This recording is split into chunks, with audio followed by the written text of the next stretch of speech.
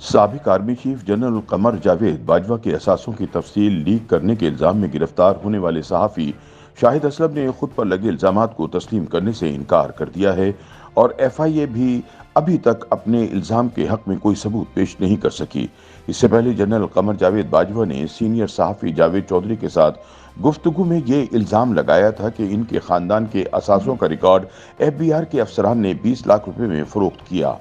F آئی اے نے لاہور سے تعلق رکھنے والے صحافی کو گرفتار کر کے یہ الزام لگایا تھا کہ جنرل باجوہ کی جائیدادوں کی تفصیل امریکہ میں مقیم سینئر صحافی احمد نورانی کو شاہد اسلم نے فراہم کی تھی، جسے فیکٹ فوکس کی ویب سائٹ پر بریک کیا گیا تھا۔ تاہم 2 روزہ ریمانڈ کے دوران ایف آئی اے اپنا الزام ثابت کرنے میں ناکام رہی اور یہ موقف اختیار کیا کہ شاہد اسلم اپنے موبائل اور لیپ ٹاپ کا پاس ورڈ دینے سے انکاری ہیں، اس لیے وہ کوئی ثبوت حاصل نہیں کر پائے، لیکن اس کے باوجود صحافی کی ضمانت نہیں ہو پائی۔ اسلام آباد کے جوڈیشل مجسٹریٹ شبیر بھٹی نے ایف آئی اے کی جانب سے گرفتار صحافی کے مزید جسمانی ریمانڈ کی استدعا مسترد کرتے ہوئے شاہد اسلم کو جوڈیشل ریمانڈ پر جیل بھجوا دیا ہے۔ دوران سماعت شاہد اسلم کے وکیل میاں علی اشفاق اور اسپیشل پروسیکیوٹر کے درمیان تلخ کلامی ہو گئی۔ علی اشفاق ایڈوکیٹ نے کہا کہ جب میں بول رہا ہوں تو مجھے ہی بولنے دیں، جس پر پروسیکیوٹر نے کہا کہ میں پروسیکیوٹر ہوں، میں بولوں گا۔ تفتیشی افسر نے کہا کہ شاہد اسلم نے بتایا کہ میں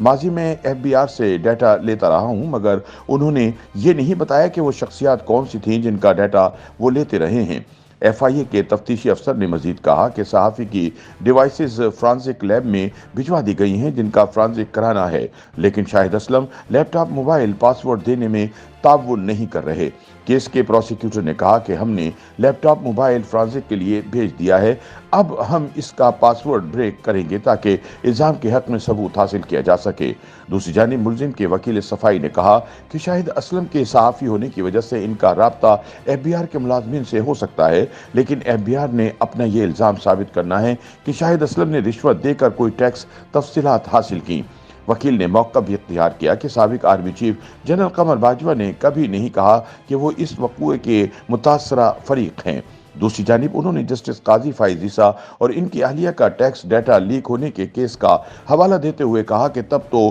ایف آئی اے سوئی رہی اور کسی نے یہ جاننے کی کوشش نہیں کی کہ ان کا ڈیٹا کیسے لیک ہوا اور کس طرح عدالت میں پیش کر دیا گیا۔ دوسری جانب سینئر صحافی جاوید چودھری سے گفتگو میں جنرل باجوہ نے دکھ کا اظہار کرتے ہوئے کہا تھا کہ ایف بی آر کے اہلکاروں نے 20 لاکھ روپے لے کر ان سمیت 50 لوگوں کا ڈیٹا لیک کیا اور صابر حمید مٹھو کے اثاثے ان کے کھاتے میں ڈال کر انہیں بدنام کیا۔ خیال رہے کہ آرمی چیف کے خاندان کے مبینہ ٹیکس ریکارڈ کے حوالے سے جاری فیکٹ فوکس کی رپورٹ کے دعووں کے مطابق پاکستان کے اندر اور باہر آرمی چیف کے معلوم اثاثوں اور کاروبار کی موجودہ مارکیٹ ویلیو 12 ارب 70 کروڑ روپے ہے۔ ویب سائٹ نے اپنی رپورٹ میں 2013 سے 2021 تک جنرل قمر جاوید باجوہ اور ان کے خاندان کی ویلتھ اسٹیٹمنٹ بھی شیئر کی۔ رپورٹ میں دعویٰ کیا گیا کہ جنرل قمر باجوہ کی اہلیہ عائشہ امجد کے اثاثے جو 2016 میں صفر تھے وہ بعد کے 6 برسوں میں 12 ارب 20 کروڑ روپے ہو گئے۔ رپورٹ میں کہا گیا تھا کہ اس رقم میں فوج کی جانب سے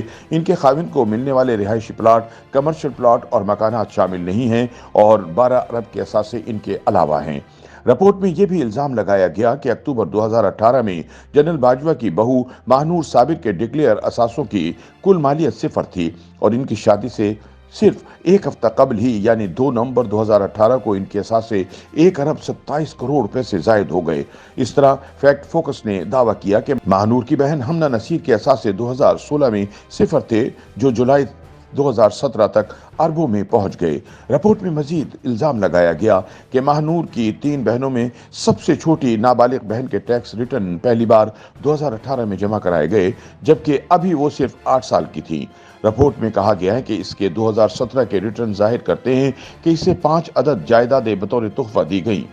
رپورٹ میں الزام لگایا گیا ہے کہ آرمی چیف کے دوست اور ان کے صاحبزادے کے سسر صابر حمید مٹھو کے ٹیکس گوشوارے 2013 میں 10 لاکھ سے بھی کم تھے، تاہم آنے والے برسوں میں وہ بھی ارب پتی ہو گئے اور لاہور کے طاقتور بزنس ٹائکون بن گئے اور بیرون ملک اثاثے منتقل کرنے شروع کر دیے۔